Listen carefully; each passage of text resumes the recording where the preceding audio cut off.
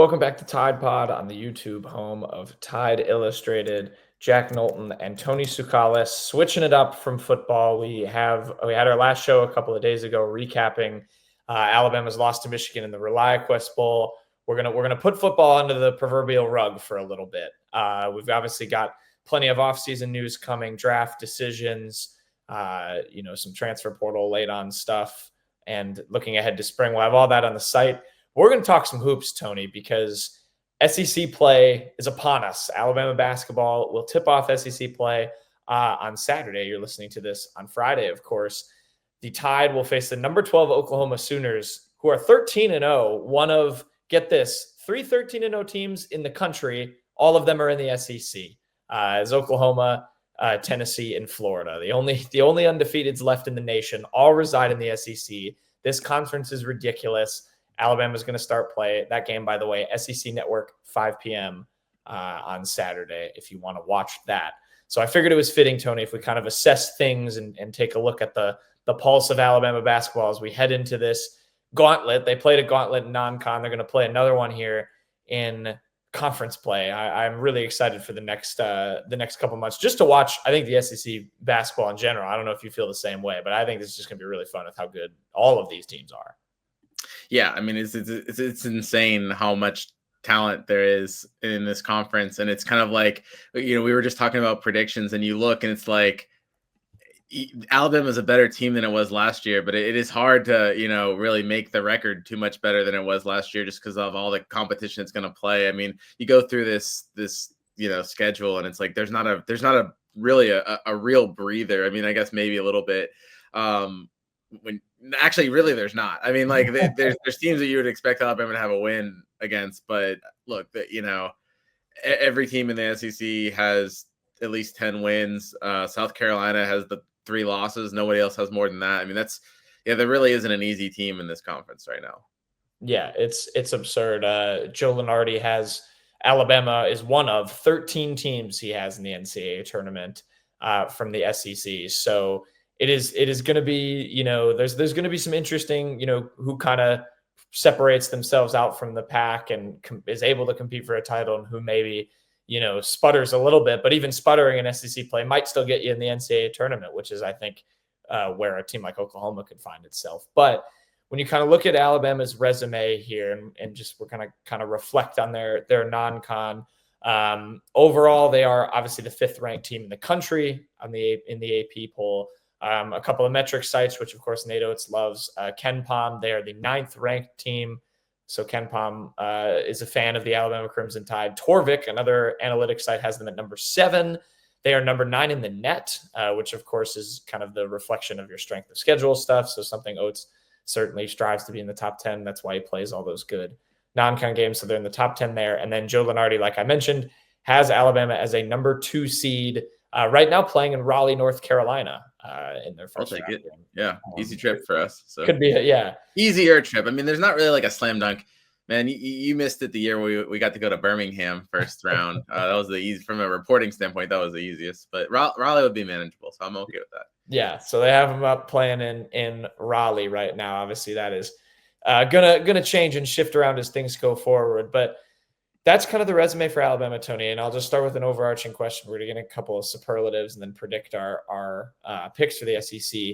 In your eyes, you look at the resume, you look at what Alabama's done on the court, which I think, for this team, I think we talked before, might be 2 different things. Has Alabama to you met, exceeded, or kind of underperformed their sort of preseason expectations, given where this team is as we prepare for conference play? So if you're looking at the record, 11-2, that's probably what you would have projected it. I think you would have wanted them to win the Players Era tournament. You might have projected them to lose at North Carolina. So like maybe swap those wins or you swap those games, and you're right about where you thought they were going to be. I would actually say underperform though, because I don't think that they've always played like an 11-2 team. They've kind of played with their food a lot. They've had to gut through some games that they should have just blown through. Maybe that will help them. I mean, maybe it's just a matter of playing. They had a tough schedule, but maybe playing down to their opponent at times. Kind of things just not totally clicking.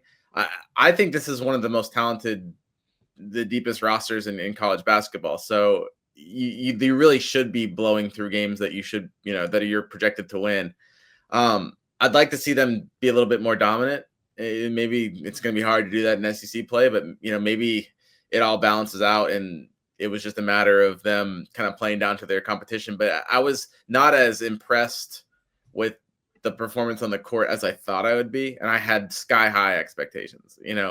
But overall, I mean, it's really hard to argue with an 11-2 record, and especially with how difficult of a schedule that Alabama played. So you play to win the game, and Alabama, 11 out of 13 times has done that.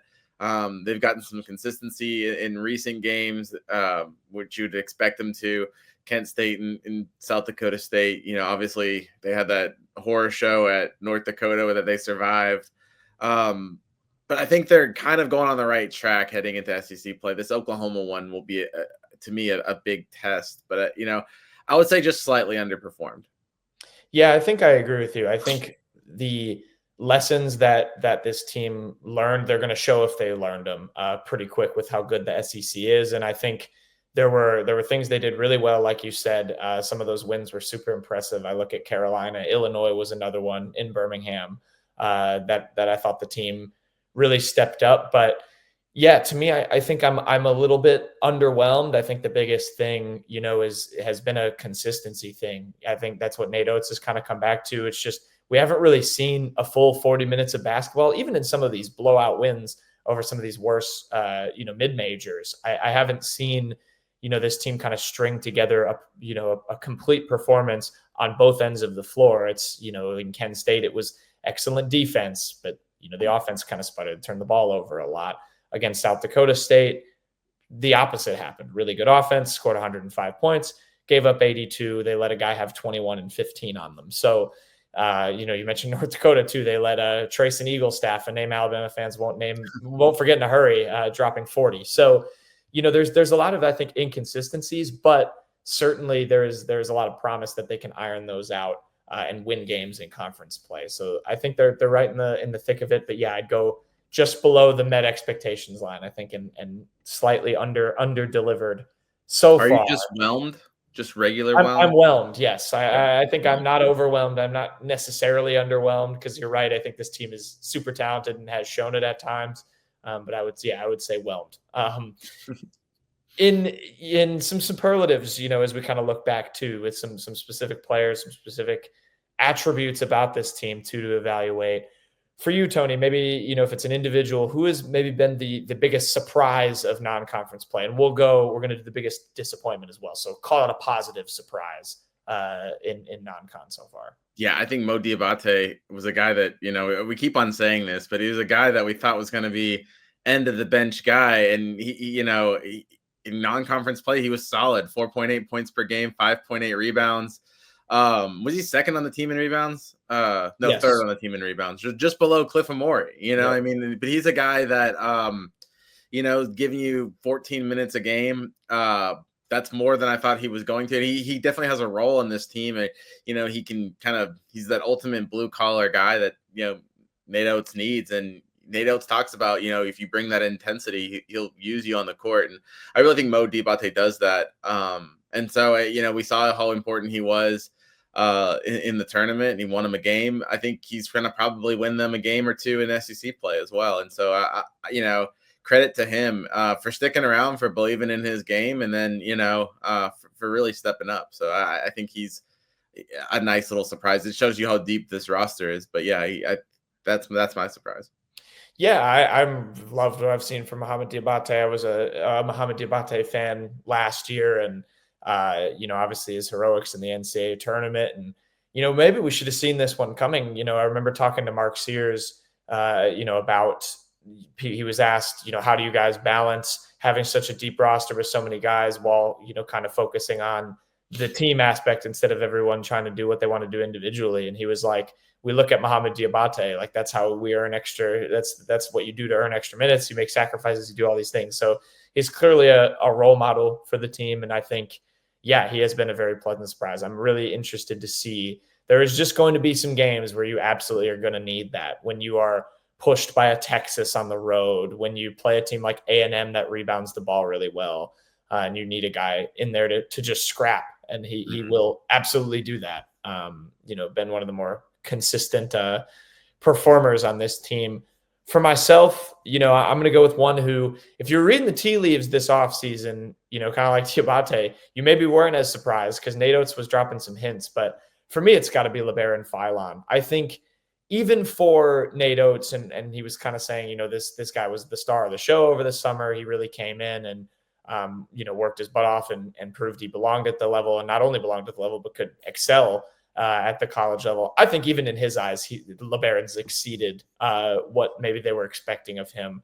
A guy we thought maybe would be a future great piece of this team is maybe the most complete player on both ends of the floor so far this year, averaging about 12 points, 3 rebounds, 4 assists.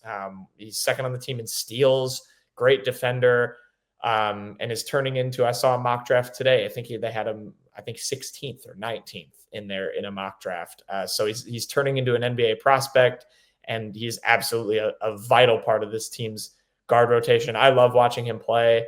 And I think, it's one thing to get the offseason hype, but it's another thing to make it come true. And I have been incredibly impressed. My favorite thing about him, I think, is, they played those 2 true road games at North Dakota, at Purdue. He stepped up against Purdue. He had 16 points in that game. Did not look, worried at all about the Mackey Arena environment. Then North Dakota, he was benched for an off the court reason. Still came off the bench and clearly, took that lesson to heart and had another 16-point performance again on the road in a hostile environment. So I And you think this forgot guy's about North Carolina as well with 15 points. yeah. So throw that in the mix as well for LeBaron. I mean, it's I think he's fearless. I think the sky's the limit for him. There's still some things for me that he needs to work on, mainly the 3-point shooting would be another thing. I was thinking about this. I think he's like a 28% 3-point shooter. It just needs to get for me to a level where a defender kind of has to respect it, and then he'll if he can kind of attack those closeouts and drive to the hoop, he's going to have a lot more success doing that. But I love LeBaron Philon this year. Yeah, I'm looking at his stats right now. He's at 26-8. 26. There you go. Yeah, so almost 27. You'd probably like him to be in the low 30s at least, But once he gets that going, yeah, you really start talking about his NBA potential. Really goes through the roof because he can do it all. You just gotta kind of shore up that shooting, and I think he probably has that in his locker. I think it's just a matter of kind of developing that. But he's a guy that can knock down shots. Not as at the rate of a Mark Sears, but a Latrell Wrightsville or somebody like that. But he can knock down shots, and he can also drive to the basket. So he brings a lot to the court. Yeah, like I said, I think it's just get to a high enough 3-point clip where, if a guy has to chase all the way out and you can pump fake and go around him, you're going to have way more success going to the rim because he's already so good at doing that. He's got great finesse. He can score through people. So, the sky's the limit for LeBaron Philon. I think he's going to be huge. He's clearly already shown he's going to be a huge part of this team. If they want to get to the records we're going to predict them to get to at the end of this show, they're going to need him. So I've loved what I've seen from LeBaron Philon. All right, the other side of the coin here, Tony. Your biggest non-con disappointment? Is it an individual player? Is it a team attribute here for you? Look, this is a guy that I feel like Alabama fans have just been excited and waiting patiently to progress. And I guess he's on the defensive side of the ball. I see it sometimes, but Jaren Stevenson, is just stone cold from on the offensive end. And I feel like we keep on waiting for that to develop. He's had his games. He had his moments in the tournament as well. But I mean, he's shooting 20.5% from 3, averaging 4.4 points per game, and he's in the starting lineup all the time. And it's like, I know that I know it's kind of a simple basketball, non-ball knower to just go off of, points scored and 3-point percentage. I know he does more. I know he does on the defensive side. He presents a matchup challenge with his length, but I just you got to give me a little bit more on that offensive end, and I think that they're going to need that from him when you're playing these tougher teams over the next few months. He probably has it there, but it's kind of time for him to put up or shut up. We talked last year so much about how he was just a 17-year-old kid and that he should be in high school. Now he's coming up on his second year. He's got a lot of experience. You got to see it start to click for him on offense. I mean, this is a guy that, we were thinking could be, a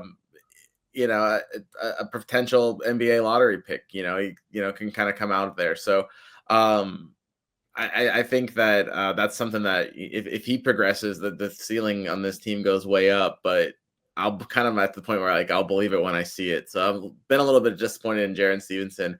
If you've talked to me, or I know I've shared it with you guys, it's kind of a running joke how much I get frustrated with Jaren Stevenson. But in all seriousness, I think he probably does have it there. It's just he's gonna have to. He's running out of oh, he's just a freshman. Oh, he's just a sophomore. He's a big part of this team, and he needs to start providing a little bit more on offense. Yeah, I think, and I'll get into this too because I want to talk about Clifford Amore in the front court. I think there's a kind of lack of that contribution in the front court in general on offense, and I think certainly Jaren Stevenson is a part of that. There is an expectation that he could come in and make some threes for you and be kind of that stretch big that Grant Nelson's a pretty inconsistent 3-point shooter. Clifford Amore doesn't take threes, so you want that guy to be kind of your stretch big, and yeah, he has certainly been far from that. He's taken 3 attempts a game for that 20%. He was at 31.7 on around the same amount of attempts last season. So yeah, that is dropped off. The scoring hasn't really been there. And yeah, the defensive upside I think is important, and it will be why he kind of continues to be a part of this rotation, because I think he does bring it there. He's a decent rebounder.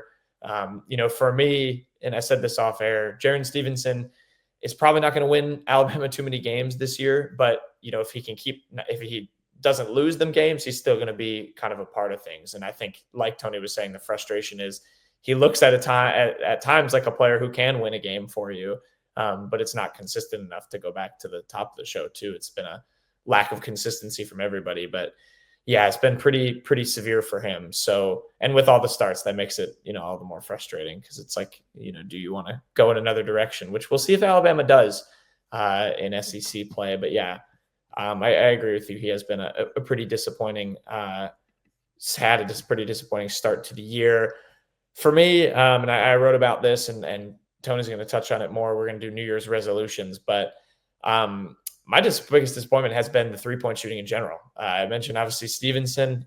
This team has just struggled. They rank I think it's below 250 in the country in 3-point percentage. They're at 31.6 as a team. Have had a lot of lack of production from guys who on paper are really good shooters. Mark Sears was 43.6% from deep last year, and he's at 34.4 now. He has been better from deep in the last couple of games, but I've been pretty disappointed with his output from three. And then, I think a lot of it seems at times they get decent looks that just don't go in a lot of the time, but it's a lot of inefficient shooting. They made 19 threes against South Dakota State, excuse me. They took 55 of them. Aiden Holloway was 8 of 19 by himself. I've seen teams shoot less than 19 threes in a game, and that is the Nate Oates style. But there is a decisive lack of prowess from beyond the arc, and there is some injury stuff to go along with that. Losing Latrell Wrightsell stinks. I think he would have been the team's best 3-point shooter. Guys like Chris Youngblood and Houston Millett haven't played to start the year and are just kind of coming back. They are 40% 3-point shooters. So I'd like your take on that, Tony. Do you think it's something that, kind of fixes itself, or is this team maybe just kind of on a struggle bus from three? Yeah, so I think you're going to see people like Mark Sears get a little bit better. He's not going to match. I could have told you at the beginning of the season that Mark Sears is not going to match last year's production because he was so good. You know what I'm saying? Like it's just that's just a tough thing to replicate. But he's not going to be this far off of it. I mean, I think there's a couple of guys that you would like to see get a few ticks in percentage points in the right direction. If Sears starts shooting 38%, I think you're going to start to see those numbers go up. And like you look at him, I still think he's somebody at the end of games, or if you need a big shot, I still feel confident with Mark Sears shooting the ball. We'll see if that continues to be the case, but I think it's there with the 3-point shooting. We talked about LeBaron Philon as a guy that, if he could boost those numbers, really one of the guys that, you mentioned it being early, right? But Chris Youngblood is supposed to be this 40% lights out shooter. And it's, what is it, a 4-game sample size, so not that much.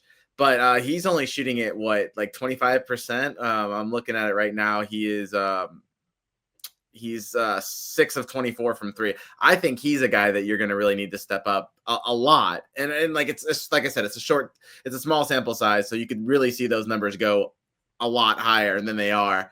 But I think it's there. I don't think they're going to be necessarily the 3-point shooting team that maybe we thought at the beginning of the season, but it's going to be. I think that they're going to be a team that people are going to be, when it starts clicking, that they're going to be scared of the 3-point shooting ability. I mean, you talked about Aiden Holloway. I've been encouraged what I've seen from him. You know, when Alabama got him from Auburn, the talk was like, oh yeah, good luck. He shot 30%. And then you heard Nate Oates talk about how much of a lights out shooter he is. Well, now he's shooting 37. And I think that's what, people thought Aiden Holloway was when he came to college. And so now they got him shooting in that right direction. So once the other people kind of raise to their level, I think that, it's going to be a little bit better. Like I said, I don't think it's going to be this lights out, raining threes. They're all shooting at 40%. And there's going to be games where they're all struggle. That's just part of this offense. There's going to be times when they have to try to win games other ways. And it's going to be frustrating. They're going to miss, 25 threes in a game or something like that. But I think this team can still be a 3-point shooting team. And I don't necessarily think that's going to be a weakness at all. It could be a strength though. So, that kind of feeds into it, I realize, as we were going to do our New Year's resolutions for Alabama. So, that is where you're at, is you think this team gets the numbers back up? Because, I'm almost to the point where I'm starting to get a little unconvinced by it. But you're right. I mean, there is the amount of shooters on paper on this team. It should be better. But, that, would you say that is the biggest thing Alabama can do to help itself going forward, is improve from the 3-point? Yeah, sure. I mean, and then the guys I didn't even mention, going, not to harp on Jaren Stevenson, right? But another guy that, he's shooting the ball so poorly from three. You don't need him to be a 40% shooter, but you need him to be better than a 20% shooter. Little guys that can just get that, that boost. I think it's going to make a big difference. So that's the biggest thing that I see this team, needing. And then also the biggest thing that, I think it has. I think if you see Alabama reach its potential, I think that's going to come. I think you kind of almost got to trust the math a little bit. It's there. These guys are shooters. If they're making shots in practice, like Nate says, it's going to translate to the court. Yeah, there is a lot of moments where it is a really nice sequence for Alabama. They pass the ball well, they find the open guy, just doesn't hit the three. I think Chris Youngblood has been, to me, the biggest victim of that. He's taken a lot of open threes that he's been open and no problem taking them, just haven't gone in. And that goes back to, you're shaking the rust off of an injury and trying to, get back in rhythm, when you're a month or two behind your peers and everybody else. So that is a very real difficult thing. But yeah, it definitely needs to start clicking sooner rather than later. And I think, some of the efficiency stuff will be kind of interesting to see how they manage that. Because, 19 of 55, probably a number Nate Oates wants. I know he said Aiden Holloway should have attempted at least 23, so he was even disappointed with it being too few. But, I think I want to see them kind of get a little bit more efficient and keep creating good 3-point offense. I'll offer a counter a little bit offensively in what I want to see from my New Year's resolution, because a guy who came in this offseason, maybe with the biggest hype of anybody in Clifford Amore, comes in from Rutgers, was an absolute stud there, and, hasn't quite had at least the statistical, I don't think, contributions that we've seen. I think he's been impactful on defense. He's been a decent rebounder, but has only played about 18 minutes a game and really hasn't done as much damage, sort of offensively. But I think for me, my New Year's resolution would be to get him a little bit more involved in the offense. I would like to see a little bit more Clifford Amore, maybe even back to the basket stuff. There's a lot of times, and I put a gif of it in my latest column, where Alabama comes up the court in transition. Amore does a good job getting out in front.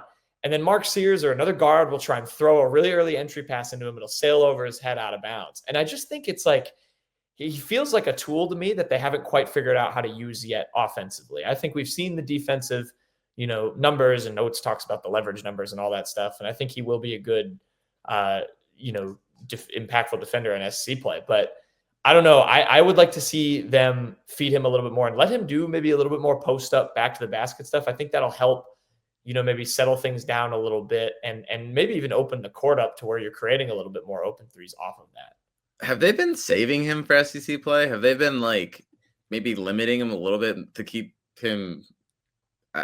Is his usage going to be the same, or are they kind of like getting him ready for SEC play, like maybe saving some of his minutes? Do you think we're going to see more than, what is it, 18.7 Yeah. minutes per game in SEC play from Cliff, or is that just like, is that what this team is, or is it maybe do you kind of manage him in non-conference? It's just something to consider. I don't know. Maybe this is the plan. I've always kind of thought that maybe like they're maybe handling him with kid gloves a little bit, and then kind of moving in, and maybe we're going to see a progression from him in Well, SEC.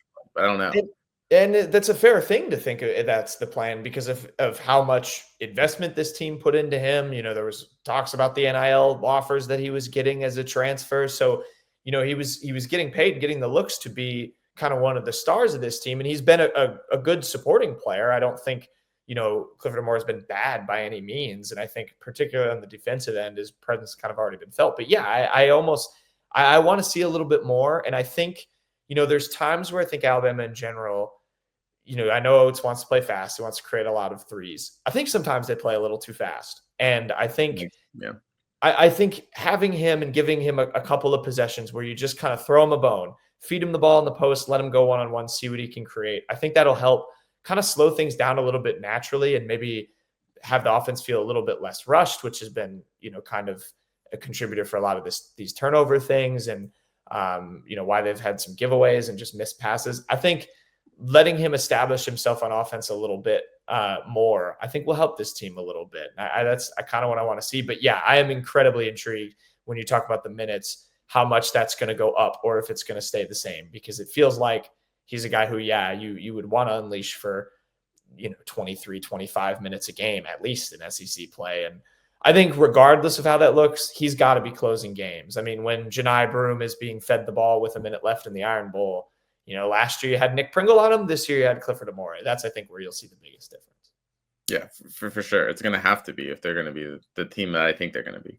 Yeah. So I'm curious to see what happens with Cliff. I think our New Year's resolutions could potentially, feed off of one another. I think if the offense can become a little bit more dynamic, a little more efficient, they're obviously, strong in that already. That's what Nate Oates does. So maybe we're nitpicking a little bit here, but hey, this is the SEC. You got to nitpick if you want to win the SEC, which is a good segue because we're going to predict what Alabama's record is going to be in SEC play, Tony. I will say this off the top to give some context. The metrics websites that I mentioned before, Ken Palm and Torvik, do their own projections. This is all kind of based on numbers and predictions and all and probabilities and all that stuff. Both of those sites have Alabama going 11-7. My take to that right now is I think that speaks a little bit more to how good the SEC is. And yes, those games I think will be close. I think Alabama will play in a lot of close games.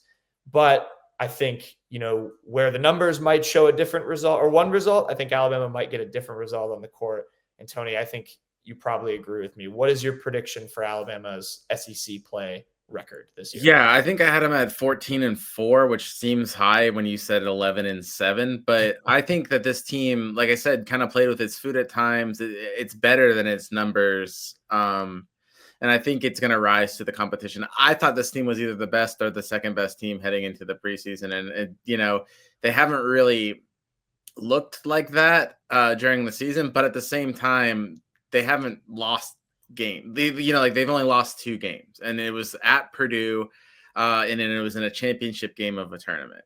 So I'm not really concerned with the wins and losses. I'm a little bit concerned of how they've kind of played out games and, is that going to haunt them in SEC play? But I think they're going to rise above their numbers. I think they're kind of, it's hard to say because they're ranked 5th and, you went through all the metrics where they're ranked like 8th and 9th. And they're not really a sleeping giant, but in some senses they are. I think, you're talking about Most of the time when you're talking about the SEC, it's Tennessee and Auburn, and then who else, and Exactly. I think Alabama should be in that competition as a team that could win the SEC. So I'm going 14-4. I will say my 4 losses are not going to make Alabama fans happy. I Let's have hear them it. being swept in the Iron Bowl. I think Auburn is just at a different level right now, and it's hard to say that they're going to come into Tuscaloosa, but I also, it's so hard to win to go undefeated at home, and I think you're just going to have a slip up game, and so I'm picking that one. I don't even know if I believe it, but I had to pick a home loss because I didn't want them to go undefeated at home. I just don't see that happening. Mhm. So I went with Auburn, and then I don't think they're going to win at Auburn. And then I was looking, I have Kentucky away and Tennessee away. So 3 losses combined in your games against Auburn and Tennessee might not be what Alabama fans want to see. I do have them sweeping Mississippi State. So there's a little bit of you didn't get to face the Bulldogs on the football field this year. That rivalry is still intact in the basketball on the hardwood. So I think that they could sweep, and that'd be an impressive feat as well to go in there and sweep Mississippi State, a good Mississippi State team. So Yeah. 14-4, even if you lost to your rivals, I think Alabama fans would probably take that. They probably don't win the SEC with that because I have them losing twice to Auburn. I probably have Auburn, haven't gone through Auburn's schedule, but I have Auburn being better than 14-4. So, or maybe, I don't even know. It's going to be hard, but yeah, that's where I'm at. Yeah, I mean, 14-4 won this conference last year with Tennessee, but of course, Alabama was one of 4 teams that were tied at 13-5, right below them. And yeah, I think the way you kind of play it out there, I think that's Auburn maybe gets to 15 or even 16 wins, which is of course what Alabama did in 2023 when it only lost 2 conference games. And I mean, well, we don't have to go too in the weeds, but that is where Auburn's kind of expectations are right now. Unfortunately, Alabama fans, I mean, this team has been pretty phenomenal. You want to talk about metrics? I would look up what Auburn's are because they're pretty ridiculous. Pretty much every thing that isn't the AP has them as the best team in the country. So, and the AP has Tennessee is the best team in the country. So once again, the SEC. Yeah, I think it'll be interesting to see where that record gets you at the end, because if it is going to be so jumbled, maybe it is a year where 14-4 or even 13-5 gets you at least a share of the conference title if it ends up being ties. But who knows if a team, and that team could be Alabama, maybe rises above. I am going for 13-5. I have the losses separated out a little different. I split the series between Auburn and Mississippi State, so I have the Tide losing at the hump, excuse me, and beating Auburn in Tuscaloosa, losing in Neville Arena. I do have Alabama going undefeated at home. I think their next most difficult game off the top of my head, other than Auburn, is Florida. Florida's a team that, if that game were in Gainesville, I would have chalked it up as a loss. If you remember what happened against Florida last year in those 2 games, both the SEC tournament and on the road, I think they kind of have Alabama's number, but I like Alabama at home. They won, of course, in overtime in a great game at home last year. So I do have them winning that game. But yeah, I have 13-5. I actually was pretty close to going 12-6, and given that other Iron Bowl loss, or Iron Bowl of basketball to Auburn. But I think you're right. I think, I'm going to go back to the top again. It's a consistency thing. Oates has said, we can be the best team in the country. We can compete with the best teams in the country if we put a full 40 minutes of basketball together. They waited a long time to do it, but if there's a time to do it, it's right now, Tony. I don't know if you have any final thoughts. Maybe if you want to praise any other SEC teams. I almost feel bad we didn't do just a full deep dive on every team in this conference, because it's going to be fun when you're going to want to read the previews this season for these teams, because it's going to be fun. I mean, just Oklahoma is 13-0. That's the first team Alabama plays. No one was expecting them to be as good as they are. We'll see. It's 15th preseason in the SEC, second to last. No one's gonna. We'll see how good they look against Alabama. Obviously, they haven't had the schedule that Alabama has, but they have at the time ranked wins over Arizona and Michigan. So yeah, we'll see how good they are. You got to be somewhat good to be 13-0. So I think I'm excited for that game on tomorrow. If you're listening to the pod on Friday, I'm very excited for that game. If we're doubling down a little bit on an Oklahoma preview, to me, one of the most fun dynamics with this game, Oklahoma is one of, I believe, 5 Division I teams that is yet to play a true road game. They have not gone into a true road environment yet this season. I think that should motivate the Coleman faithful to maybe give Oklahoma a warm welcome, both to the SEC, of course, the first basketball game in conference, and then show them what a road environment looks like for the first time this year. They have a really, really good freshman named Jeremiah Fears, one of the better names I've heard for an athlete as well. Good puns you can make there. Averaging about 19 points per game. So if there's a chance to rattle a freshman in this first road environment, Alabama's got it. But the guy is a scorer. He gets to the rim. Of course, Alabama burned by a freshman in Dylan Harper, who is a projected, kind of top 5 pick. Fears is probably an NBA guy as well. So, you're going to have to see if they can learn their lesson there and defend against Fears better than they did against Harper. But I do like Alabama in this one. I do have them winning. I think you'd agree. You have them going 1-0 to start. Yeah. I listed my losses. Oklahoma wasn't one of them, so I do think they start. I think what if you go through the record, I think I have Alabama starting pretty even better than you have them starting. Because I don't have Alabama losing until January 18th at Kentucky. I believe. Yep. I believe that's my first loss. So. They do, as far as SEC schedules go, it's not too bad of a first couple of games. Of course, Oklahoma at home, they do go on the road for the next 2 games at South Carolina, at A&M, home against Ole Miss, at Kentucky, home against Vanderbilt. You could get through that stretch undefeated. I do have that loss to the Aggies, but other than that, I have them winning all of those games. So that would be a tremendous start to life in the SEC for Alabama. So we'll see if they maintain it. Consistency, 40 minutes of basketball. That's, if you take nothing else from this pod, take away that. That's what Alabama needs for me to be successful. But if you're listening on the YouTube, comment. If you're listening, or if you're watching on the YouTube, comment. If you're listening on Spotify, comment as well. What do you think Alabama's record will be in SEC play this season? I'm very excited to get it underway. Saturday, of course, at 5 p.m. against Oklahoma in Coleman. The new boys in the SEC coming for their first road game. We'll have all the coverage for it. We'll have plenty of football off-season stuff over on Tide Illustrated as well. So subscribe there. Subscribe here on the YouTube. Follow us on Spotify if you are not doing so already. Drop a like on the video as well. And we'll have a recap of this game and plenty of off-season coverage going forward. Until then, see you next time.